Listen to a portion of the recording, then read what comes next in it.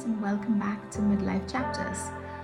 Today I wanted to talk about comparison and why comparison is such a trap, especially for us as women in midlife.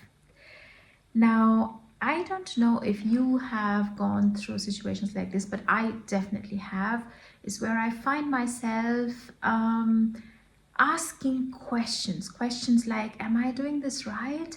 Is this the right thing for me to do? And most of the time it is because I'm comparing myself to somebody else's success and something else, some other achievement that I'm noticing.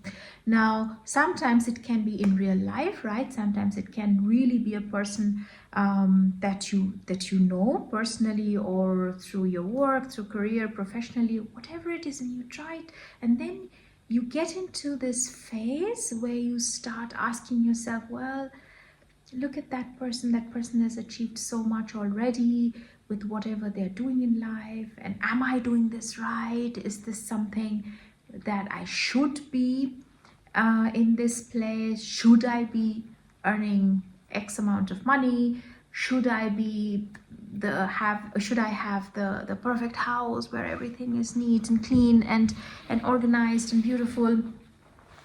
And many of these comparisons also come because we are living in a society where it is just so easy to be fooled. And what I mean by that is that when you look through social media, if you are on, let's say on Instagram, Facebook, whatever it is, right? And you scroll through and you see these very beautiful, successful women who are in their 50s and are working out and have this terrific body, and then everybody is telling you some kind of an advice of how you can live a better life. But what you see, and this is something that I think we all need to be aware of, what you see is just a fraction. What you see is something that they want you to see, because each of us, and there's nothing wrong in that, wants to present ourselves in the best possible light, right? And which is also why, for example, I'm sitting in this, wearing this beautiful blouse and not my pajamas, because I think this is much more appealing than my pajamas. This is just a silly example, but I think you understand what I mean, right?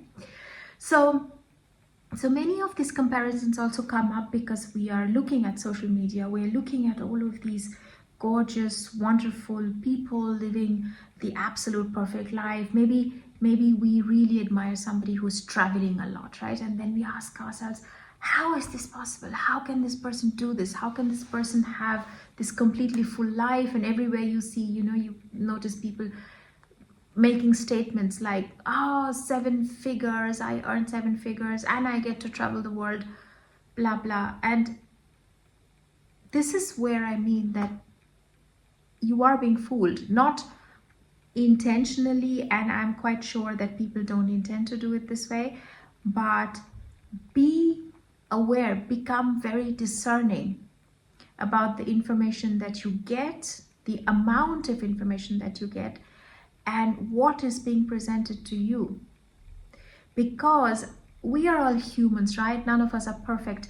And behind all of these facade of I'm doing well, I'm earning 7 figures, I'm running successful business, successful family, have a great body, eat healthy food, have the super relationship,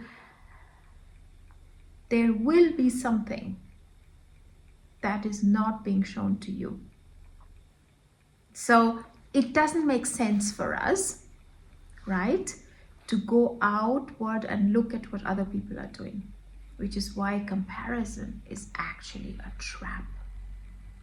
And I really, really, really wish for all of us that we become aware of this and we try to reel back a little bit and see, where is this coming from? Why is it that we compare? Because comparison is from a sense of fear, a fear that perhaps who we are authentically is just not enough, that we are not worthy of love, of appreciation, of all of these wonderful things that we as human beings actually need to survive. It's so much more than just food and shelter, right? We all need this love. And when we feel that we are not getting it through whatever reasons, it can be conditioning from our childhood, um, it can be something that has happened to us in our lives, whether it's a trauma with a big T or a small t, even something very small. It doesn't necessarily have to be anything big. But somewhere along the way, we have been led to believe that we are not worthy, and we have developed tactics. This is the root of a lot of issues that we face. And at midlife, it starts to come up because we start to see how other people have progressed in their lives and we have not. And it's time, I think, to stop putting the attention outward and to bring it back in. So, the thing that we need to do, number one, is of course awareness. So the moment you find yourself comparing your life or your situation with somebody else's, stop doing that, and always tell yourself everything is not as it seems. So perhaps that what you're seeing is not the full story. There is always going to be something more than what meets the eye that we are just not aware of. That is number one. And that already brings a little bit of a softness into the situation. That already makes us feel like, hey, maybe that is what is being presented isn't the whole story. And then you get to relax. Because the moment you stop this very harsh comparing yourself with somebody else or looking at somebody else's life and wishing it were your own, but thinking maybe that's not all, that there is something more to this that you're just not seeing, it brings in ease. And this is where we want to get into, right? We want to be in a situation, in a place in our lives right now, in midlife as women, is that we want to feel at ease and relaxed. No more struggle, just drop it. No more comparing, drop it. And be at ease.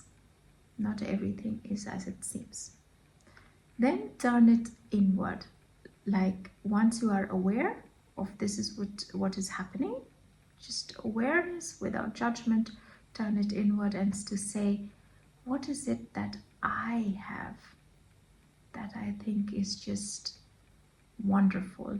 And the moment you can drop into that ease, that's where you're going to find the jewel.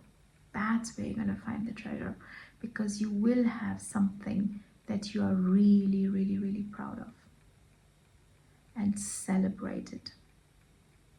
Celebrate that, whether it is by, I don't know, giving yourself a hot drink, like a cup of coffee, a cup of tea, or maybe even a glass of wine, to say, hey, you know what? I'm proud of this. I'm proud that I did this. I'm proud that this is where I am right now. I'm proud of this particular achievement that I have done. I'm proud of this small thing that has happened in my life. And I'll tell you actually a real story. And this is something that Elizabeth Gilbert talked about in one of the interviews, and it was about her life. It was a time when she was completely down and depressed and suffering from anxiety, and she did not know how to move to the next step. And she found herself just sitting on the couch and doing nothing. And this is what she did for days. And then at one point she got that inspiration that maybe I can just get up from the couch and stand. And she stood and she said, maybe I can stand on one leg. She stood on one leg, and that already gave this sense of achievement. You see, the reason why I'm telling you this is that it's not always the big steps, but it's really, really, really small ones. And we need to become profoundly aware of every minuscule small step that we take that is always pushing us towards where we want to be. So this Elizabeth Gilbert story, we're standing on one leg. I mean, imagine, maybe for many of us this may not be a big thing, but for her it was. So be aware and celebrate. Celebrate that small little step. Celebrate that small recognition that you are now going to start giving yourself without looking for it from the outside, or without demanding it or comparing yourself to somebody who's doing it on the outside, but you can give it to yourself. So I hope that this helps, and as always, please feel free to subscribe and comment and share this with everybody that you know in your life, because I think the world will become a lot better place, a lot kinder place when we stop comparing and start looking at what we have to offer to the world, because that, I truly believe, is the most humane and compassionate way forward. So I'll catch you next time for our next conversation on midlife chapters, and hope you keep well. Till then, bye bye.